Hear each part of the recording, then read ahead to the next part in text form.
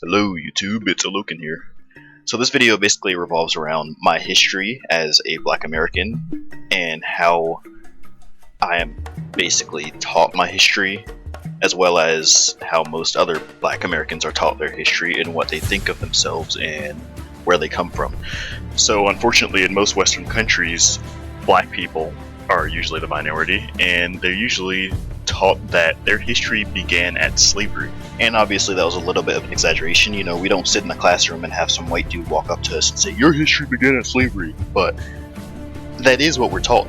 We're taught that we're not taught anything that happened before slavery. We're just taught what happened during slavery and what happened after slavery, and that's about it. On top of this, all we really ever learn about Africa and our Western nations is there's a lot of wildlife there. There's elephants, there's lions, there's giraffes, there's poachers who kill those animals and sell them for money on the black market, and there's a lot of starving children with flies in their teeth and AIDS and poverty.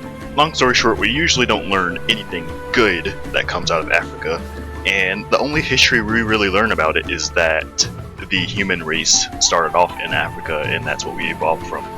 To make matters worse, most of our media, from our music to our movies to our video games, anytime there's one that takes place in historical times, it's usually in Europe or Asia, and occasionally in the Americas, but I can't even think of one game that takes place in historical Africa. Usually when Africa is portrayed in anything other than a Discovery Channel documentary, it usually serves a very minor role, and as I said, it usually just portrays modern poverty and corruption, as well as just tribal ways of living. And that's what most Westerners, black or white, think Africa is and always has been.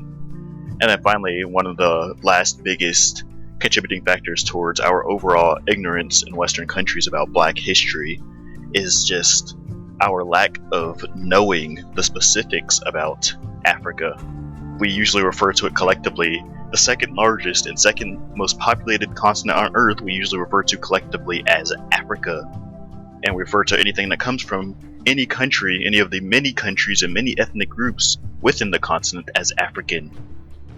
Now let's just be specific. If something comes out of France, you're not going to say it's European, you're going to say it's French. If you eat some really good chocolate, you're going to say this is German chocolate, you're not going to say this is European chocolate.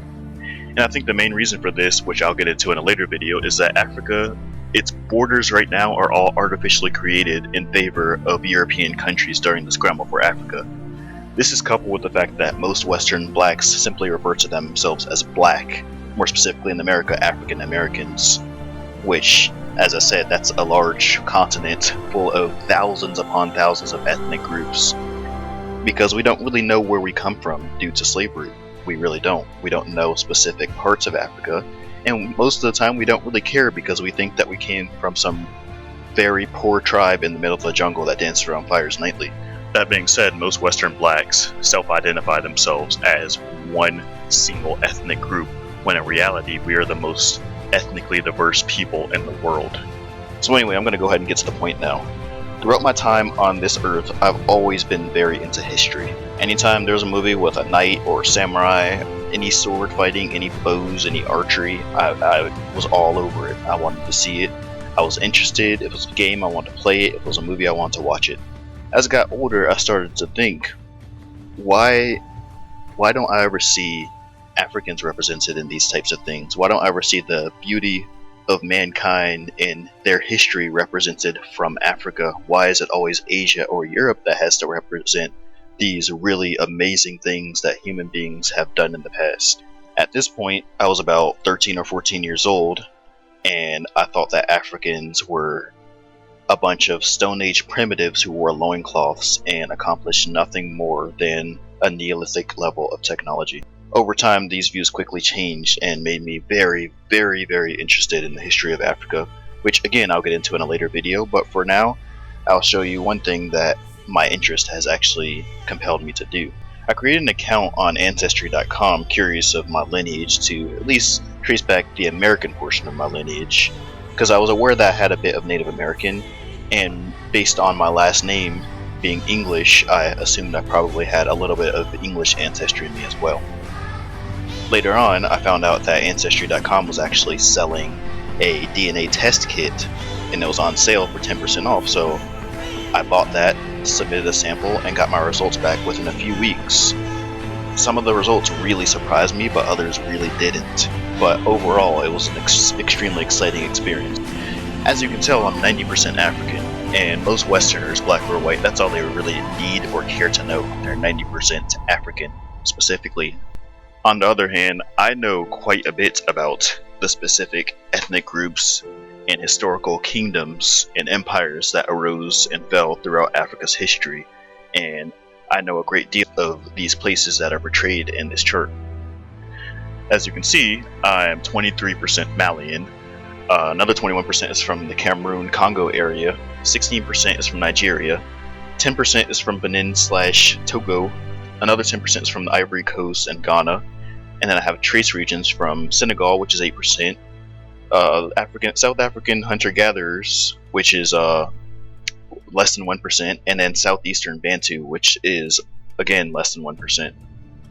So just for the sake of not making this video too lengthy, I will only go over the Malian portion of my genome, and I will make an entirely new video for everything else, including the regions outside of Africa. So as I previously stated, the largest percentage of my genome comes from Mali, which is almost a quarter. Believe it or not, Mali actually has one of the longest, extensive, well-documented, and recorded histories out of any other sub-Saharan African nation, Ethiopia being another one of the big contenders. Contrary to what most people teach about sub-Saharan Africans, the Malians were actually literate. They have thousands upon thousands of books, actually many being discovered today dating back from the 1200s.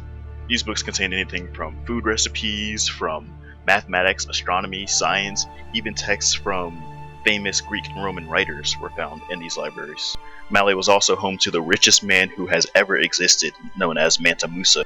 He was so rich, he led a caravan for thousands of miles crossing the Sahara Desert with over 60,000 men all carrying portions of his gold, where he gave away gold generously to many people throughout his journey, which eventually ended in Mecca. Even after returning back to his kingdom, he had left the economy of the Mediterranean in shambles. The price of gold had dropped dramatically for the next decade. The accomplishment of this kingdom and its rulers put West Africa on the map.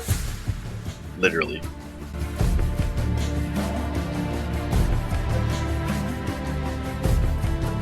So everyone, thanks for watching. If you liked the video, go ahead and click the like button.